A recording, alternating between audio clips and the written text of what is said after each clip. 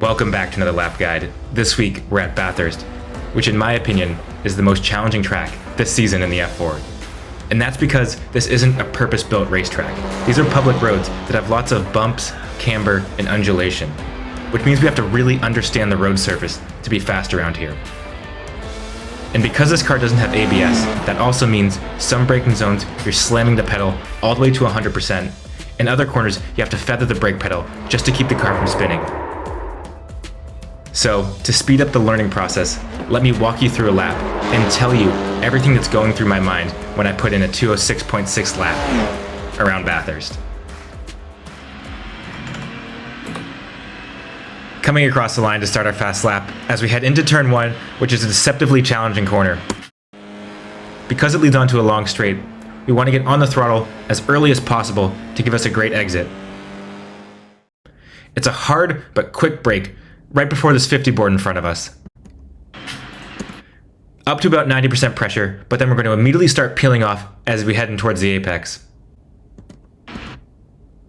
And we can see there's a slight amount of banking at the apex as well. So as soon as we're into this banking, we're hard back on the throttle, clipping our left side tire on this apex curbing on the left, and then using all of the road on the exit. We're touching our right side tires on the exit curbing, but not going over because the car can bottom out and then you lose speed all the way down the straight. We're also just leaving it in 5th gear on this straight because I find the car pulls better up the hill in 5th gear. And one last thing we're doing is we're going to change our brake bias from 55.5% down to 55%. And that will help us turn the car in to this upcoming right-hand corner because the car really wants to understeer through this right-hander. So we have to be gentle with how we brake because we want to carry as much speed to the corners as we can, but we don't want to limit the grip of our front tires. So it's a quick but gentle brake just after this 50 board in front of us. So we're only braking to about 60% pressure and we're turning in early to the apex because the apex is banked and we want to use all of that grip. We're peeling off the brake very quickly as well, trying to keep the car from understeering as we go through this corner. But as we get to this apex, we are hard on the throttle in 4th gear. Again, only touching those curbs on the exit, not going all the way over, we don't want to bottom out, but we're immediately coming into a very challenging corner. I'm changing my brake bias up to 56.5% because it's really easy for the car to over-rotate if we ask too much from the brakes. This is a really challenging corner because we have a left-hander that immediately heads into another left-hander, so we're turning and braking all the way through this corner. I'm going to intentionally miss this first apex by about a car's width to help straighten out our braking zone for the second left-hander. And as we come through it, because we're turning, we need to be gentle with how we apply the brakes and gentle with how we peel off the brakes. So right about here, I start gently applying the brakes as we move over to the right-hand side of the road.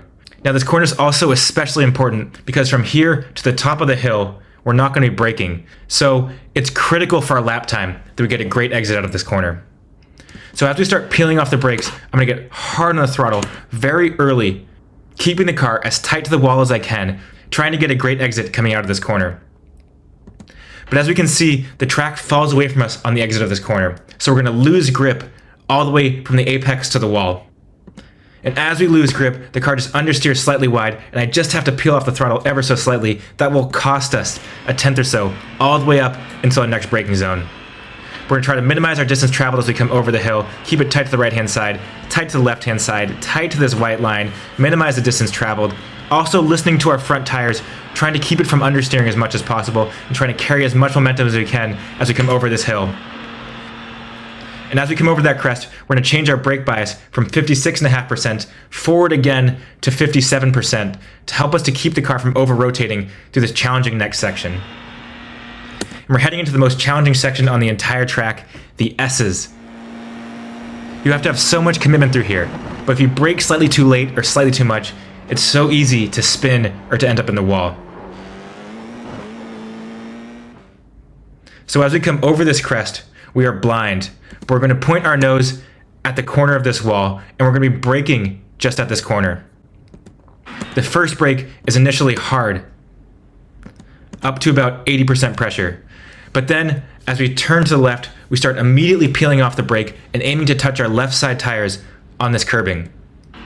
As we touch our tires on this curbing, you can see that we've peeled off the brake to about 10%.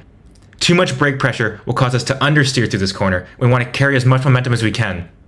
And as we come out of this left-hander and we go straight, we're gonna brake hard again, only to about 30% pressure this time, and turn back to the right-hand side, trying to keep it tight to the wall.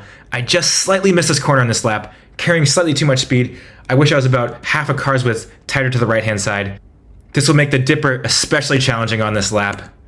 We are off both the gas and brake here. I'm gonna give it a slight little tap of the brakes to help bring the nose in towards the apex, and I'm gonna get on the throttle hard as we come through the compression, just missing that wall on the right-hand side. The exit's gonna come at us very quickly. The car always gives a little snap of oversteer as we lose grip on the exit here. And we're facing the wall, just inches away. We kept it clean through that sector, but no time to think. Coming into the second most challenging section on this track, we're gonna be immediately dropping our brake bias back to 55.5%. Try to rotate the car into the next corner. Again, this is another challenging corner where we're braking as we're turning. So we're gonna miss this wall on the right-hand side, braking hard going downhill, try to trail brake all the way into the apex and get a great exit again because this leads onto a long straight. So we're gonna start by keeping the car all the way to the left-hand side and then aiming to apex on the right-hand side as we come into the tight left-hander. And as we come through here, I'm looking for two references. The first is this drain cover on the right-hand side, because as soon as I see that drain cover, that's my cue to lift off the gas and start gently applying the brakes. And the second reference I'm looking for is this marshalling post off in the distance, because I'm pointing my nose at this marshalling post as we come over this blind crest.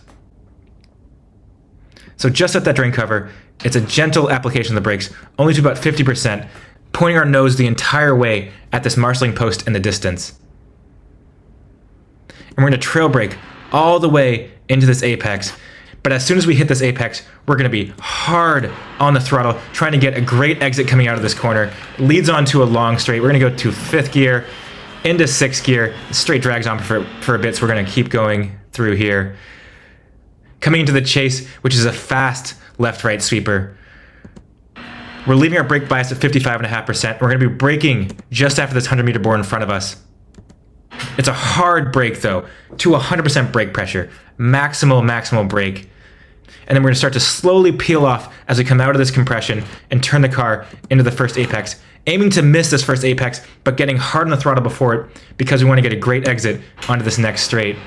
Using all the road on the right-hand side, we're gonna touch our left side tires on this exit curbing just for good luck. Coming into the final corner of the lap, we are about to make it through a lap at Bathurst. That is always an achievement here. We're gonna be braking just before this light pole on the right-hand side. And this corner is super challenging because initially you can brake very hard, but you have to be very gentle with how you peel off the brakes on the trail brake. If you peel off the brakes too quickly or carry too much trail brake, the car will spin into the final corner, ruining your great lap. So we're braking just before this pole on the right-hand side. Hard brake to about 90% pressure, down into 3rd gear, but we're gonna gently peel off the brakes as we come to this corner, applying a bit of throttle as well to help balance the rear of the car as we come through here. We're aiming to just miss this apex curbing on the left-hand side, apexing slightly after it. Getting hard on the throttle on the exit, using all of the curbing on the right-hand side as we come across the line to set a 206.675. Thank you guys so much for watching. I really appreciate all you guys. I appreciate the support. I hope you have a great week of racing, and I'll see you guys next time.